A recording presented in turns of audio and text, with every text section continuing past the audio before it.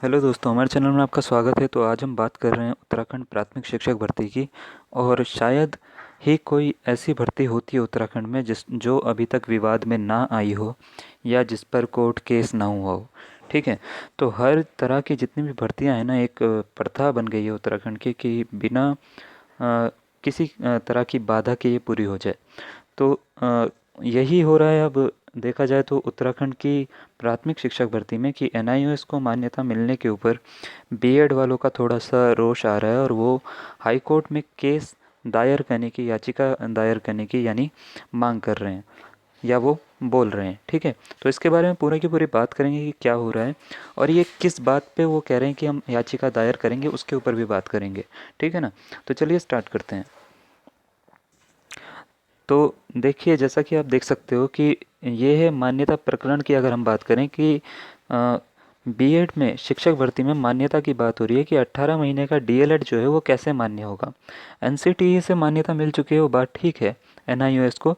लेकिन इनका कहना क्या है, उनके ऊपर भी हम थोड़ी सी बात करते हैं कि राष्ट्रीय मुख्य विद्यालय संस्थान यानी एनआईओएस से डीएलएड करने वालों की बेसिक शिक्षकों की भर्ती में शामिल होने के लिए एक और बाधा पार करनी होगी। शिक्षा विभाग की बेसिक अध्यापक सेवा नियमावली के अनुसार बेसिक शिक्षक के लिए 2 साल का बीएड होना ज़रूरी है। ठीक है। 2 साल का डीएलएड, सॉरी, बीएड टीईटी होना ज़रूरी है। ठीक है।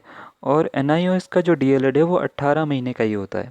2 साल का ना होकर 18 महीने का होता है। तो इसी के ऊपर जो है वो वाद विवाद बहुत ज़्यादा हो रहा है।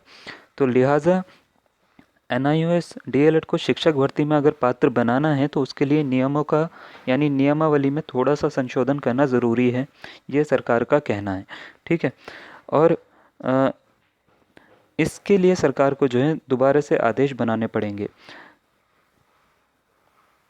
जब बात हुई तो बात करने पर अपर बेसिक शिक्षा निदेशक वीएस रावत जो हैं, उन्होंने फिर से दोहराया कि शासन स्तर से जो भी दिशा निर्देश मिलेंगे उनको, उनके अनुसार ही वे कार्यवाही करेंगे।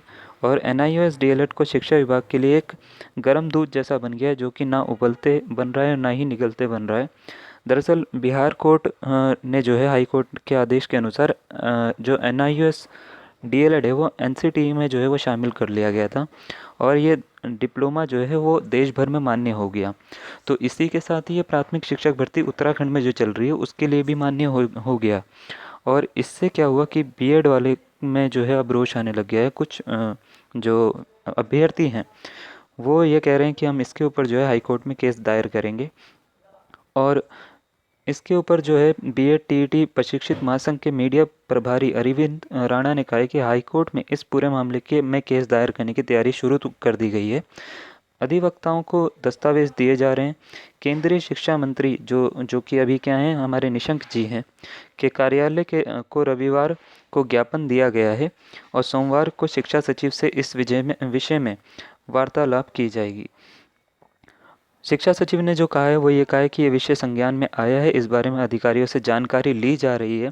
सरकार नियमानुसार ही कार्य करेगी, जितना जो भी नियम होंगे उसके अनुसार ही कार्य करेगी।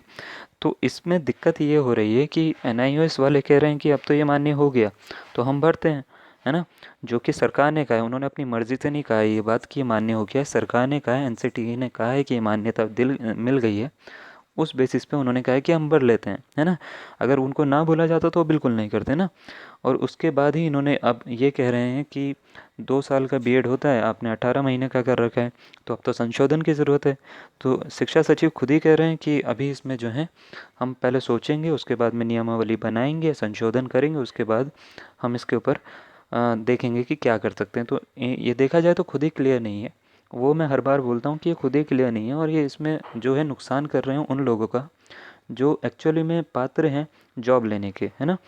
तो ये सिर्फ एक्सटेंड होती जा रही है, एक्सटेंड होती जा रही है, और एक टाइम आएगा कि ये इलेक्शन तक खींच जाएगी, और उसके बाद ये रिज़ल्ट कहीं गायब हो जाएगा कुछ सालों के लिए। तो इसमें काफ़ी नुकसान होगा अगर ये और ज़्यादा एक्सटेंड होता है तो मेरे हिसाब से। तो मेरे हिसाब से ये जो हो रहा है वो सही नहीं हो रहा है। तो आप भी अपनी राय दे सकते हैं, आपको क्या लगता है इस बारे में। तब तक के लिए धन्यवाद।